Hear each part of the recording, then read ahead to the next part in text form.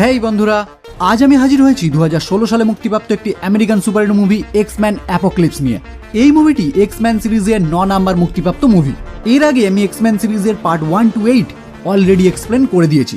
So আপনারা যদি এখনো সেই ভিডিওগুলি না দেখে থাকেন তাহলে অবশ্যই এই ভিডিওর ডেসক্রিপশনে দেওয়া লিঙ্ক থেকে দেখে নিতে পারেন। আমি যখন এই ভিডিওটি বানাচ্ছি তখন এই মুভিটির IMDb রেটিং 6.9 আউট অফ 10। তো আর বেশি কথা না বাড়িয়ে এখন সোজা চলে যাব মেন স্টোরির দিকে। শুরু করার আগে হেই, আমি Raja and welcome to the Bongwood. মুভির শুরুতেই আমরা প্রাচীন মিশরের একটি ঘটনা দেখতে পাই, যেখানে সময়কাল এখন 3600 BC। আর এখানেই আমরা এই মুভির মেন ভিলেন ও এই পৃথিবীর সব থেকে প্রাচীন মিউটেন্ট এন শাহাব নূরের সাথে পরিচিত হই, যিনি বর্তমানে এই পুরো মিশরকে শাসন করেন। বোঝার সুবিধার্থে আমরা একটু ব্যাকে ফিরে যাই। এক্স-ম্যান ডেজ অফ ফিউচার পাস্টের পোস্ট ক্রেডিট সিন আমরা দেখেছিলাম প্রাচীন মিশরে একটি মিউটেন্ট কিছু জনগণের সামনে দাঁড়িয়ে